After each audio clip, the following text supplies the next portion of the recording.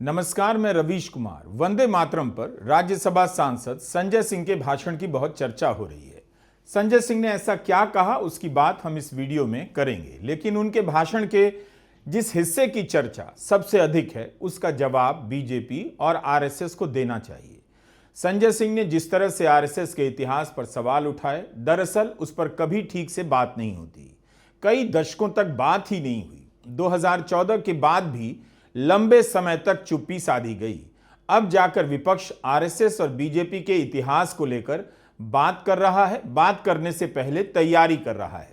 संजय सिंह ने जो सवाल उठाए वही सवाल कुछ और सांसदों ने भी रखे, लेकिन जिस तरह से संजय ने रखा, निश्चित रूप से इन सवालों को प्रमुखता मिली है और मजबूती भी। यह हिस्सा लंबा है, उम्मीद है आप धीरज के साथ सुनेंगे और बात बात में दूसरे के राष्ट्रवाद और देशभक्ति पर सवाल करने की इस राजनीति की मंशा को भी समझेंगे। लेकिन मैं आपके माध्यम से इस सरकार से पूछना चाहता हूं, आपके पुरखे इस वक्त क्या कर रहे थे जब शहीद आजम भगत सिंह वंदे मातरम लगा रहे थे, शहीद सुखदेव वंदे मातरम लगा रहे थे, शहीद राजगुरु वंदे मातरम का नारा लगा रहे थे, शहीद खुदीराम बोस वंदे मातरम का नारा लगा रहे थे। उस वक्त आप क्या कर रहे थे? क्या कर रहे थे आप? वंदे मातरम का नारा लगाकर लोग जेल गए, लाठियां पड़ी उनको। मैं आपके माध्यम से इस सरकार से पूछना चाहता हूं, आरएसएस के 4 लोगों का नाम बताओ जो वंदे मातरम नारा लगा के जेल गए। उनका नाम बताओ आप। 4 लोगों का नाम बताओ आप। अपने 4 पुरखों का नाम आप बताओ। आप नहीं बता सकते क्योंकि आजादी के आंदोलन में आपका कोई इतिहास नहीं। आजादी के आंदोलन में आपका कोई इतिहास नहीं, यही आपकी कुंठा है। तो इसलिए कभी आप कहते हो सरदार वल्लभ भाई पटेल आपके हैं। अरे भैया, सरदार वल्लभ भाई पटेल ने आरएसएस के ऊपर बैन लगाया था, यह रिकॉर्डेड हिस्ट्री है। और जब 18 महीने जेल में रखा गया आरएसएस के लोगों को राष्ट्रपिता महात्मा गांधी की हत्या के अपराध में, जब उनको छोड़ा गया, बैन हटाया गया, तो उसमें शर्त लगाई कि आप राष्ट्रीय ध्वज को मानेंगे, यानी कि आप तिरंगे झंडे को भी नहीं मानते थे। आपने 52 साल तक हिंदुस्तान का तिरंगा झंडा आरएसएस के मुख्यालय पे नहीं फहराया सर, नहीं फहराया। और 3 लोगों ने आरएसएस के मुख्यालय पर जब ये झंडा फहराया, उन तीनों के नाम मैं पढ़ रहा हूं, विजय, उन्मत, दिलीप, इन तीनों लोगों के खिलाफ आरएसएस ने एफआईआर दर्ज कराई। किस अपराध में? कि हमारे दफ्तर में तिरंगा क्यों फहरा दिया। और कितने साल तक मुकदमा लड़े? 13 साल तक मुकदमा लड़े। यह है आपकी असलियत। आप तिरंगे का विरोध करते हैं, भारत के राष्ट्रीय ध्वज का विरोध करते हैं। जो लोग तिरंगे और राष्ट्रीय ध्वज का विरोध कर सकते हैं वो भारत माता के सच्चे सपूत नहीं है, वो नहीं है हमारे निगाह में। गांधी की हत्या के बाद आरएसएस पर सरदार पटेल ने बैन लगा दिया, मगर बैन हटने के बाद से लेकर आज तक आरएसएस का जिस तरह से प्रसार हुआ, उसमें आजाद भारत की संस्थाओं का, संसाधनों का भी रोल है। कहा जाता है कि प्रचारकों की मेहनत से आरएसएस यहां तक पहुंचा है, लेकिन यह सिर्फ एक पक्ष है। ऐसा नहीं है कि आरएसएस ने अपने प्रसार में सत्ता, सिस्टम और उसके संसाधनों का लाभ नहीं लिया होगा। पिछले 12 साल में, यानी 2014 से गोदी मीडिया ने, सैकड़ों चैनलों और अखबारों ने आरएसएस की विचारधारा का जिस तरह से प्रसार किया है, आरएसएस को गोदी मीडिया का भी शुक्रिया अदा करना चाहिए। बस इन सब पर बातें नहीं होती। संजय सिंह ऑर्गेनाइजर पढ़कर बता रहे थे कैसे उसमें राष्ट्रगान के रूप में जनगण मन के चुनाव पर सवाल उठाया गया। क्या गोदी मीडिया उस लेख की कॉपी निकालकर मोहन भागवत से सवाल करेगा, डिबेट करेगा? और मैं आपको बताता हूं सर, ये है 28 दिसंबर 1949 का ऑर्गेनाइजर पत्र। इसको भी रखूंगा क्योंकि आज गृह मंत्री जी और लीडर ऑफ द हाउस दोनों कह के गए रिकॉर्ड पे सारी चीजें आनी चाहिए। इसको रिकॉर्ड पे रखना चाहिए। इतिहास देश को पता चलना चाहिए, किन लोगों ने देश के साथ गद्दारी की, किन लोगों ने तिरंगे का विरोध किया, किन लोगों ने राष्ट्रगान का विरोध किया। आपको ये पढ़ के सुनाना चाहता हूं। ये ऑर्गेनाइजर है, क्या लिख रहा है? What is the moral sanction behind government's choice of Jan Gana Man, except that it can be made an item of entertainment?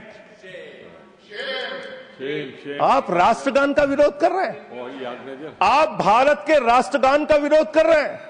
आपके मुख्य पत्र में भारत के राष्ट्रगान का विरोध लिखा गया है। इसके लिए भारत के प्रधानमंत्री को और पूरी की पूरी भारतीय जनता पार्टी को, जो अपने आप को आरएसएस को अपना आदर्श मानती है, पूरे देश से माफी मांगनी चाहिए। ये रिकॉर्ड पे लाऊंगा सर, इसको रख लीजिएगा, ये रिकॉर्ड पे रखा जाए। मान्यवर, फिर से बोल दे रहा हूं, 28 दिसंबर 1949 ऑर्गेनाइजर अखबार, जो आरएसएस का मुख्य पत्र है, और इस आरएसएस के मुख्य पत्र में फिर से लिख दे रहा हूं, फिर से पढ़ दे रहा हूं क्या लिखा हुआ है। What is the moral sanction behind government's choice of Gandharaman? Unnecessary it will get provoked. It can be made an item of entertainment. Please continue. ये लिखा हुआ। Sanjay ji unnecessarily provoke. Continue. अच्छा। सर, मैं आपसे ये कहना चाहता हूं कि आपने तिरंगे का विरोध किया, राष्ट्रगान का विरोध किया, वंदे मातरम आपने लगाया नहीं कभी। कोई आपका व्यक्ति देश की आजादी के आंदोलन में जेल नहीं गया। कभी आपने कोई देश के लिए, हमारे यहां अवधि में कहावत है, नाखून कटाए कि शहीद ना बना भैया। तू तो नाखूनों नहीं कटाया भैया, बिना नाखून कटाए शहीद बना चाहता है, बिना नाखून कटाए शहीद। ऐसे काम नहीं चलेगा सर। जिन्ना का भी जिक्र कल दूसरे सदन में हुआ, प्रधानमंत्री जी ने जिक्र किया। जिन्ना के साथ आपके कितने गहरे और मधुर संबंध थे, क्या इस देश के लोगों को पता है? नहीं पता, मैं बताता हूं। श्यामा प्रसाद मुखर्जी जी फजलुल हक की गवर्नमेंट में फाइनेंस मिनिस्टर थे, और फाइनेंस मिनिस्टर रहते हुए उन्होंने अंग्रेज गवर्नर को चिट्ठी लिखी थी। Shyama Prasad followed this and told Governor Herbert the administration of the Bengal province should be carried on in such a manner that in spite of the best efforts of the Congress, this Quit India movement will fail. ये चिट्ठी लिखी है।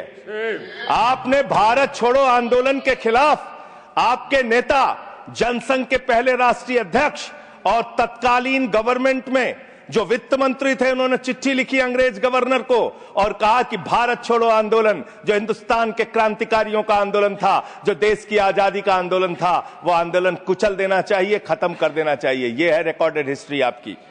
ये आपको, आपके बारे में पूरे देश को पता रहना चाहिए। अब जिन्ना, हाँ, इसको भी सभा के पटल पर रखूंगा। जिन्ना और आपके रिश्ते क्या थे? कितने मधुर रिश्ते थे। एक राज्य में सरकार नहीं बनाई मान्यवर इन्होंने। नॉर्थ वेस्ट फ्रंटियर, सिंध प्रांत और फजलुल हक की गवर्नमेंट। फजलुल हक वो शख्स है जो पाकिस्तान बनने के बाद वहां की सरकार का गृह मंत्री बना। आपके रिश्ते उन लोगों के साथ थे, ये देश को पता होना चाहिए। इसलिए आप किसी को भी देशभक्ति का प्रमाण पत्र बांटने का काम मत कीजिए। आप वंदे मातरम लगाने का काम कर रहे हैं और देश की सुरक्षा के साथ खिलवाड़ कर रहे हैं। जवाहरलाल नेहरू के निधन पर अटल बिहारी वाजपेयी ने कहा, वे राम की तरह असंभवों का समन्वय थे। नेहरू के निधन पर अटल बिहारी वाजपेयी ने जो श्रद्धांजलि दी थी, उसे प्रधानमंत्री मोदी को पढ़नी चाहिए।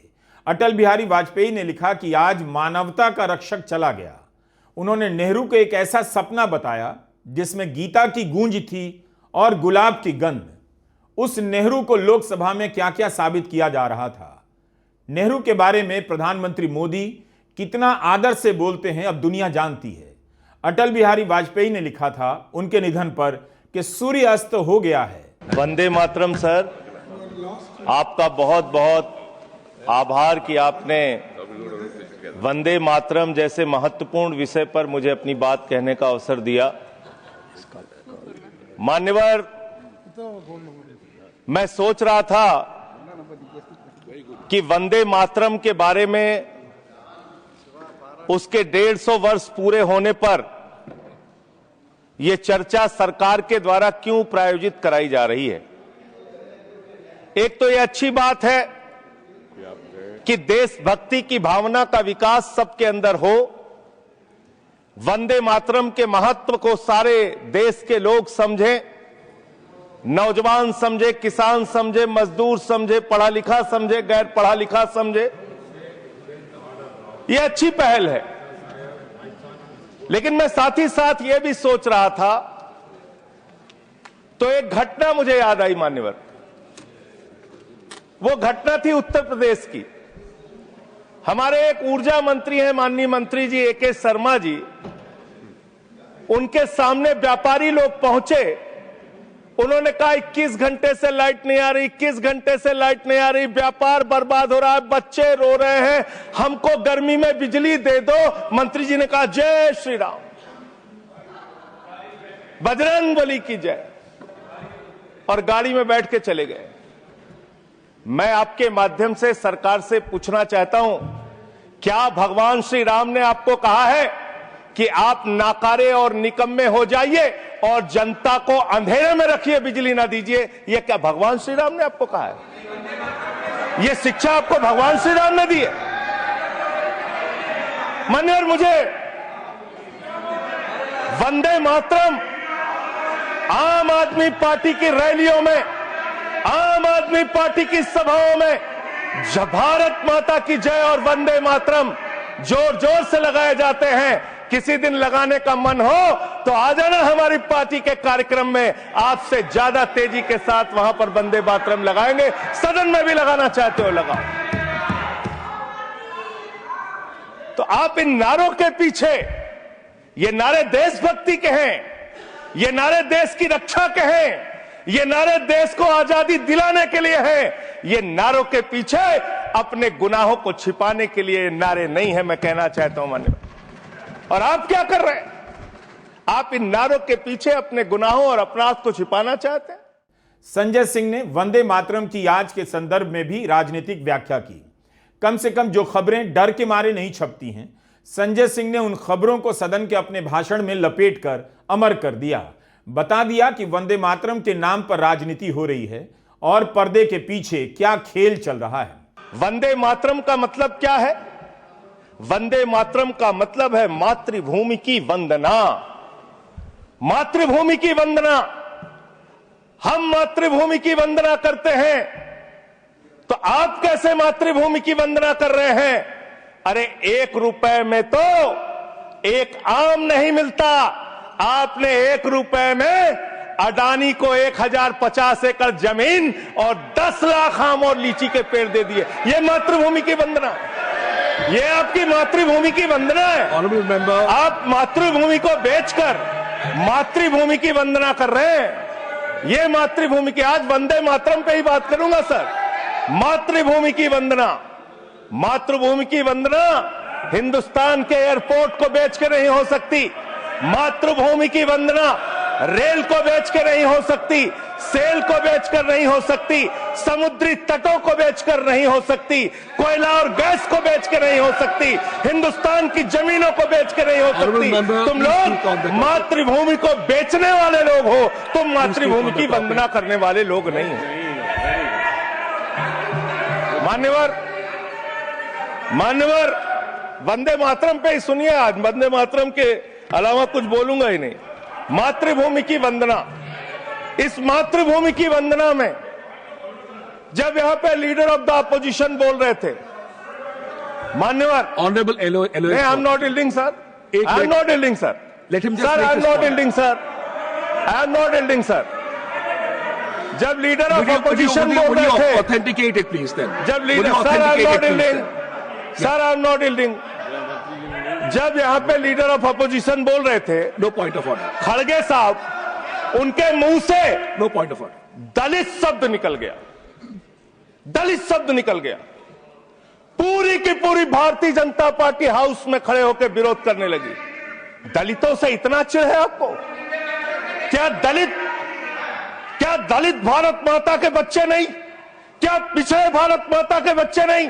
क्या आदिवासी भारत माता के बच्चे नहीं? अगर दलितों, पिछड़ों, आदिवासियों की बात होगी तो आप विरोध करोगे? आप विरोध करोगे? You are not on the topic. LOH. Just hold a minute. LOH. Sir, 2 बातें हैं। Please. LOH is on its legs. LOH is on its legs. Sir, 2 बातें हैं। एक तो हम चाहते हैं कि डिबेट, हेल्दी डिबेट हो, तर्कों के साथ हो। अभी इन्होंने आरोप लगा दिया कि दलितों पर बीजेपी वाले एकदम हल्ला करने लगे। ऑन रिकॉर्ड है मैंने कहा है दलित के विषय में कि ये हमारे पूज्य हैं, हमारे भाई हैं, ये ऑन रिकॉर्ड है। इस तरीके के स्वीपिंग स्टेटमेंट्स न दें और इस हाउस के माध्यम से देश को गुमराह न करें, नंबर 1। नंबर 2, आपने कहा ये बेच दिया, ये बेच दिया, ये बेच दिया। आई से please authenticate on the floor of the house what ever you have charge. देखिए, आज सर बहुत अच्छी बात गृह मंत्री जी भी कह के गए और लीडर ऑफ द हाउस भी कह रहे हैं कि जो कुछ भी मैं बोलूं उसको ऑथेंटिकेट करूं। और मैं आपसे अनुरोध कर रहा हूं सर कि अगर मैं ऑथेंटिकेट ना करूं तो मेरे खिलाफ कार्रवाई की जाए। एक एक चीज मैं ऑथेंटिकेट करूंगा। अगर मैं कोई बात कह रहा हूं तो उसको ऑथेंटिकेट करूंगा। दूसरी बात, शहीद खुदीराम बोस की बात हुई सर, कल उस सदन में चर्चा हुई। हिंदुस्तान के सबसे युवा क्रांतिकारी जिन्होंने फांसी के फंदे को चूमा, वंदे मातरम का नारा लगाया, शहीद खुदीराम बोस, शहीद रोशन सिंह, शहीद राजेंद्र लहड़ी, शहीद अशफाक उल्ला, शहीद राम प्रसाद बिस्मिल, शहीद प्रफुल्ल चाकी, हिंदुस्तान के तमाम क्रांतिकारियों ने जब फांसी के फंदे को चूमा, शहीद आजम भगत सिंह, शहीद सुखदेव, शहीद राजगुरु, सबने वंदे मातरम का नारा लगाया, सबने वंदे मातरम का नारा लगाया। और शहीद खुदीराम बोस को अब आप याद कर रहे होंगे, मैं पिछले 31 साल से 3 दिसंबर को शहीद खुदीराम बोस की जयंती का आयोजन करता हूं। मेरी संस्था का नाम शहीद चंद्रशेखर आजाद के नाम पे है।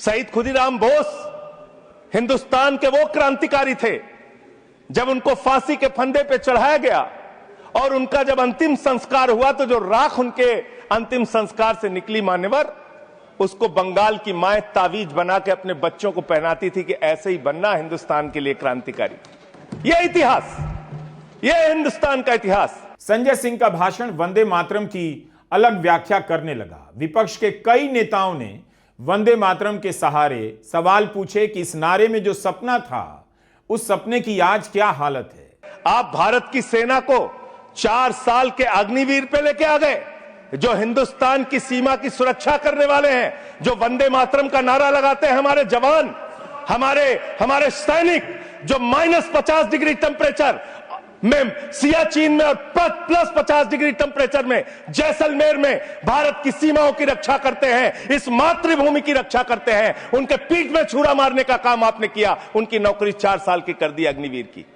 आपको मातृभूमि से प्यार है, आप देशभक्ति की बात करेंगे, आप देशभक्ति की बात कर रहे हैं। अरे मैंने साइकिल चोर सुना था, लॉकेट चोर सुना था, स्कूटर चोर सुना था, मैंने सुना था तमाम तरह के चोर होते हैं। आप लोग तो वोट चोर निकल गए हिंदुस्तान के अंदर।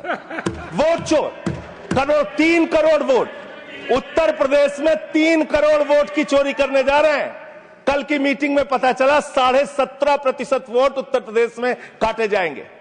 आप ये कर रहे हैं, ऐसे लोकतंत्र को मजबूत करेंगे, ऐसे आप मातृभूमि की सेवा करेंगे, ऐसे आप मातृभूमि की वंदना करेंगे।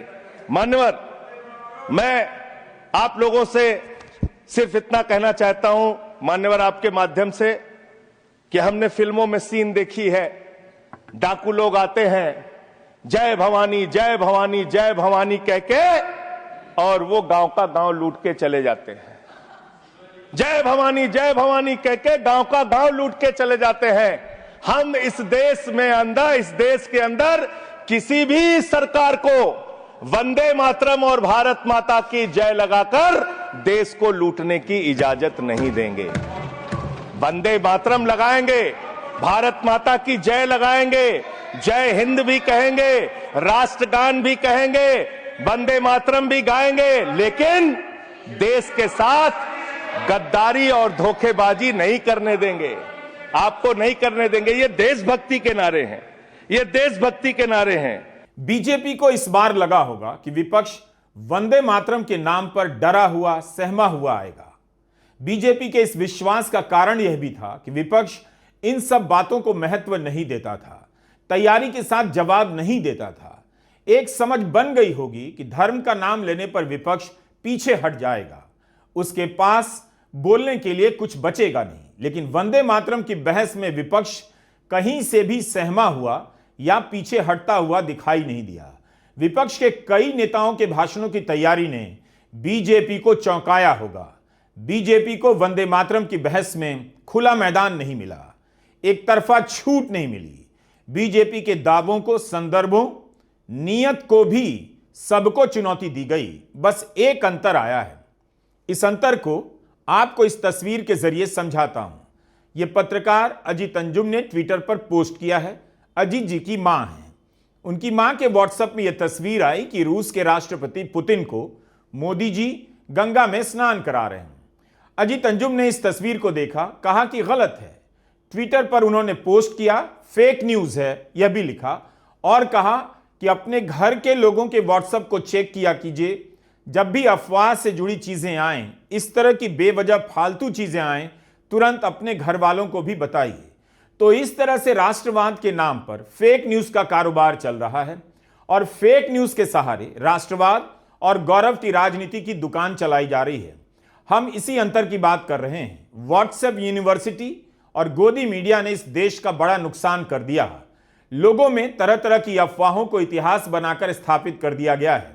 विपक्ष ने चुनौती देना अब शुरू किया है, लेकिन विपक्ष के पास संसद के इन भाषणों के अलावा अखबार या टीवी चैनल नहीं बचा है। उस पर किसका कब्जा है बताने की जरूरत नहीं। विपक्ष ने वैसे शुरुआत तो कर दी है, लेकिन उसकी यात्रा बहुत लंबी है। नमस्कार, मैं रवीश कुमार।